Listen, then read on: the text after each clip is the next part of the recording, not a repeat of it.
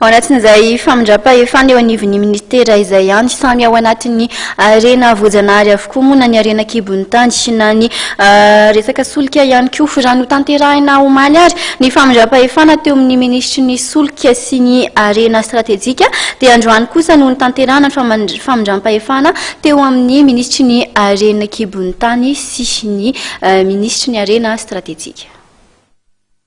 Anisan'ny lara-pahamehana eo amin'ny tontolon'ny fitrandrahana ny arena kibon'ny tany ny fametrahana ny politika nasionaly eo amin'izany sehatra izany.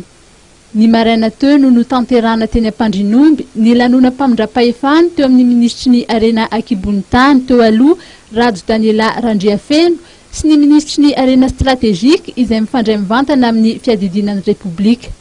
Ho an'ny ministra Lalarsena Joëlie Valérian dia maro ireo asa izay tsy maintsy atrehana sy atao lara-pahamehana. Tsy maintsy ho jerevantsika aika ahoana fepetra irahana miasa amin'ny ministera maromaro sy mitondra ndraikitra hoe ahoana fepetra ahafahana misoboka an'izay. Izany hoe tsy voasobotsika ilay manio fa tsy maintsy raisina tsikelikely dia jerevana eo ahoana ny tondrana azy fa ny politika izany efa misy ary koa ny stratégie efa misy izany hoe stratégie izany hoe tsy aza avoaka raha ohatra stratégie fa tsy maintsy élaboré tsara izy. Tandrona kendrena dia mba hoe irositsika iroso lanatava any amin'ny famokarana araka ny lazaina teo izany dia hoe famezana réduction ny trafic illicite ina efa zava-dehibe iny. Eo amin'ny lafiny volamena koa dia ataontsika izay ahafahantsika mba mamokatra volamena ary feno volamena mba volamena avy aty amin'ny structure ny État no zay vao mandeha mba hoe voakontrôle tsara ny volamena mandeha.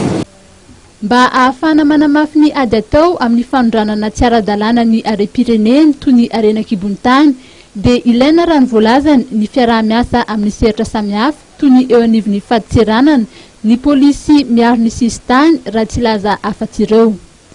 Notsahiviny ministra misana ny arena stratégique fa anisan'ny fepetra izay takin'ny banky iraisam-pirenena sy ny taherim-bola iraisam-pirenena ny fanatsarana ny resaka subvention na ny fanampiana ireo kompania tsolika.